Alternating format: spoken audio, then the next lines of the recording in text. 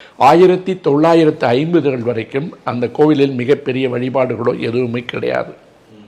ஒரு சாதாரண வழிபாடுகள் நடந்துகிட்டு இருக்க இடம். அப்படி இருக்கும்போது 1950க்கு பின்னாடி அந்த கோயில் எப்படி பிக்சரில் வந்ததுன்றது நான் ஏற்கனவே தெளிவாக சொல்லியிருக்கேன்.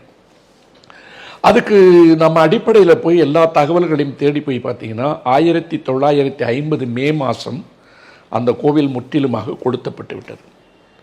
கொளுத்தப்பட்டு விட்டது என்பதை விட அந்த நேரத்தில் அந்த கோவில்கள் எப்படி இருந்தது, அது எப்படி இருந்தது, ஒரு சாதாரண கோயிலாக இருந்தது என்பதை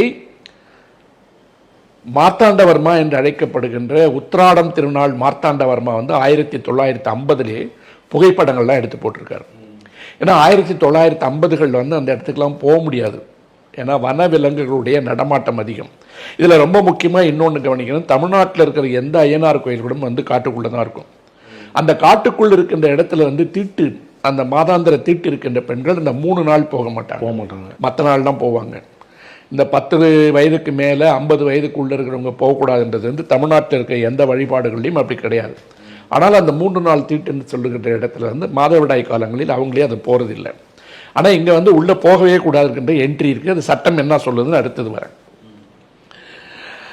இப்போ 1950 அந்த கோயில் கொடுத்தப்பட்டது அப்படின்னு சொல்லும்போது புலன் விசாரணை நடக்குது. புலன் விசாரணை நடக்கும்போது அந்த மேல்சாந்தி எல்லாம் அவங்க கீழே இறங்கிடுறாங்க. 1950 மே மாதம் ஒரு பூஜை செய்கிற ஒருத்தர் உள்ளே போகும்போது 18ஆம் படியை தாண்டி போகும்போது பார்த்திங்கன்னா கோவில் முற்றிலுமாக சேதாரப்படுத்தப்பட்டு சிதைக்கப்பட்டு இருக்கு. உள்ளே இருக்கிற இடத்துல அந்த பித்தளை கதவுகள்னு சொல்லுவாங்க.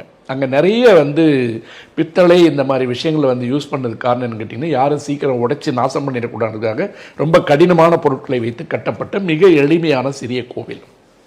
அதை அவர் போய் பார்க்கும்போது அந்த முதல் வாயில் இருக்கு இல்லைங்களா, பித்தளை கதவுகள், அதில் கிட்டத்தட்ட 15 இடங்களில் கோடாரியால் வெட்டப்பட்ட அடையாளங்கள் இருக்கிறது.